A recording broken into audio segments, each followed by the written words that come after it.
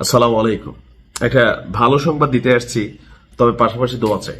আর ভিডিওটা যারা মনে করেন যে ভাই আমিও মনে মনে এমনটাই চাইতাম, তো ভিডিওটা আপনি শেয়ার করবেন। আমরা অনলাইনে সাপোর্ট তৈরি করতেছি, আর অফলাইনে যারা মার্কিন যুক্তরাষ্ট্রে বসবাস করছে না বা আশেপাশের রাষ্ট্রগুলোতে বসবাস করছে না, আপনাদের দ্বারা যদি যাওয়া সম্ভব হয় সবাই মার্কিন যুক্তরাষ্ট্রে যাবেন, এবং কি সেখানে ইতিহাসের অর্থাৎ মার্কিন যুক্তরাষ্ট্রের ইতিহাসে একটা সরকারকে মানে বিদায় করার জন্য এত বড় আন্দোলন বা সংগ্রাম খোদ মার্কিন যুক্তরাষ্ট্র দেখেনি।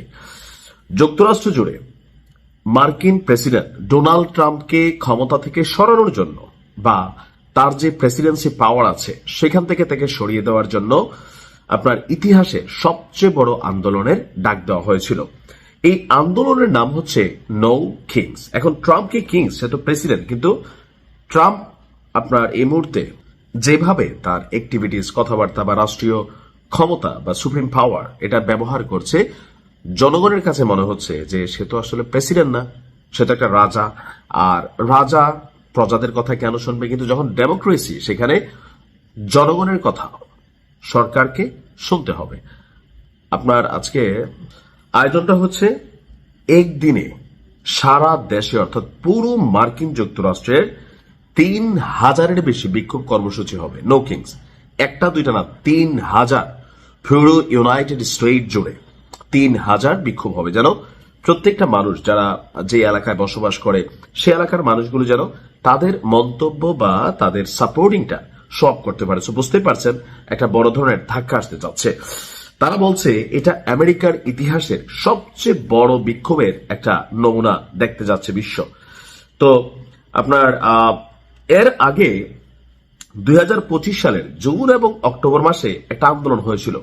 তখন আপনার আয়োজকদের দাবি ওই আন্দোলনে ৫০ লাখ থেকে ৭০ লক্ষ মার্কিন নাগরিকরা রাস্তায় নেমে এসেছিল। কিন্তু এবারের যে আয়োজনটা এটা এর থেকে আর অনেক বড় হবে, কারণ তখন এইভাবে ৩,০০০ স্পেসে বা জায়গায় আপনার আন্দোলনটা আসলে হয় না। এটা বেশ জাস্ট স্পেসিফিক কিছু এলাকার মধ্যে এই আন্দোলনটা ঘটছে।